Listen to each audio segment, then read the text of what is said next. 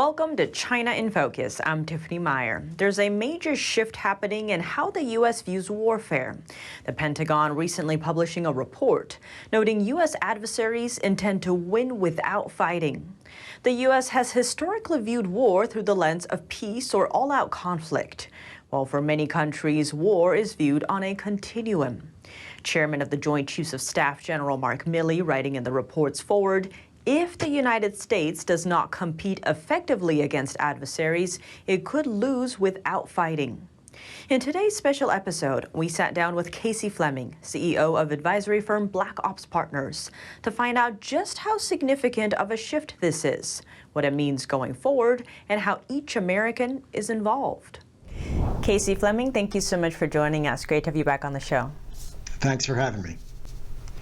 So I want to begin with this new report out that the Pentagon has published a new joint concept for competing, and it's warning that adversaries aim to win without fighting. So why is this a big deal? What's so significant about this? This really is a big deal. Every American needs to understand what this really means. Basically, it's the Pentagon waking up to the fact that war is not just peace or war. It's binary, on or it's off, the way that our Pentagon has seen it in the past. So our adversaries view war on a continuum, and they're fighting everything short of war. Yes, conventional war is significant and important, and we have to be prepared for it. But there's all this continuum leading up to conventional war, which is really called unrestricted warfare. And that's weakening the United States by anything that the Chinese Communist Party can do, along with Russia, Iran, North Korea, Pakistan, and a few others, which is fentanyl, social media like TikTok, economics, stealing intellectual property, all these types of things. This is listed in this press release. So this press release is something very serious for every American to get knowledge on and to pass it among their families, peers, colleagues, and so on. Again, this is a seminal paradigm shift in the way that the Pentagon sees war, and that the war is at the front lines of this war is actually our companies, our economy, which is our companies, and our civilians. So it's very, very critical. And Casey, you mentioned the term unrestricted warfare, and in this release it also mentions that exact same term in reference to this book published by two Chinese colonels back in 1999. So what is unrestricted warfare? How would you sum this up? Unrestricted warfare is no rules. That's really what unrestricted means. It means no rules. So it means attacking the civilians and everything we stand for, everything that holds our society together, everything to weaken us and to win without fighting. And that's really what this article is. It's to win without fighting, and that's what unrestricted warfare is. When I mentioned TikTok, fentanyl, just you name it, going after stealing intellectual property and taking entire industries and putting them over in China, which is like solar panels, energy, windmills, you name it. Those are all U.S. technologies, and now you can't get them unless you purchase them through China. So basically, it's this article also says that more of the same is not enough. In other words, more conventional kinetic war is not enough. The military has to plan for this whole unrestricted warfare, which is everything but or everything short of conventional war, to weaken your adversary. And remember, when I say adversary, the military still likes to call it competition. Let me tell you, it's absolutely war. When the Chinese Communist Party refers to it as war, then by golly, it's war. Make no mistake. All this wordsmithing that the Pentagon does, it doesn't help us, and it doesn't help the American people. It is war. And when the Chinese Communist Party says their number one adversary, their number one enemy, again, the word is enemy that they use to their own population, then by God, we are their enemy. And there's no mistake on that.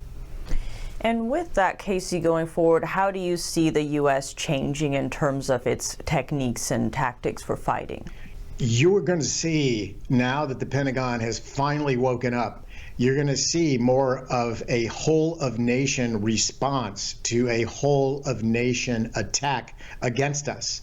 So you're going to see that the military is going to be aligning much more with the private sector in saying, hey, look, how do we all work on this thing together? This is a concept and a charge that really was leveled in 2020 by the National Counterintelligence at that time, Bill Evanina. And it's the National Counterintelligence Strategy back in 2020. But it's actually taken this long for the military, the Pentagon, to wake up to that fact that we must have a whole of nation response to a whole of nation warfare attack. Again, it's unrestricted warfare. Our adversaries are using combinations of military and civil power to expand the competitive space. And we have to do the same thing in responding, not just to defend ourselves, but we need to be attacking them as well on an offensive position. We've spent too much time defending ourselves and not putting them on the back of their heels. They spent their time putting us on our heels. It's time that we go on the offensive as well and do the same thing to them that they're doing to us. So there's this whole thing about economic statecraft and merging statecraft with the economic theft and economic challenge. We have to have a whole of nation response and reply with that, and again, offensively. And Casey, it seems in some areas, when we look at things coming out of China, there's a lot of cooperation in terms of scientific apparatuses, but then often in China you see something called dual use, where there's a civilian use, but there's also a military use. And then right with this Chinese spy balloon we saw recently, China's like, no, that's a weather balloon, and yet it passed over all our sensitive military sites. In the U.S., we saw recently these green laser beams over Hawaii that China said was to look at pollutants, and then many military experts are saying, well, that's also great if you want to send a hypersonic glide vehicle through. So how do we read this going forward, and what should we use in terms of these terms that are being used? We need to learn that this is, and the way we need to assess this, that this is war. This is full-scale war that's going on by the Chinese Communist Party with the help and support of the Russians, the Irans, North Koreans, Pakistan, and the Taliban. So we have to wake up to this fact. Sending laser beams is not to track pollutants, over Hawaii. Why are they concerned with pollutants over Hawaii instead of their own country or other areas as well? This is basically, these are threats by the Chinese Communist Party to weaken our sovereign country and our sovereign state. Same thing with the spy balloon. The spy balloon, you can absolutely be rest assured it was a full-blown electronics surveillance measure, but it's what they say in their narrative, which is plausible deniability. When you're thinking about the Chinese Communist Party and you understand a communist regime, the old saying is, if their lips are moving, they're lying. And that's the same thing. So the point that we have to look at with the Chinese Communist Party, we advise companies. We advise the Fortune 1000. We advise foreign governments, allied foreign governments. And we're seeing a lot of companies now decouple from not just Russia, which happened a year ago.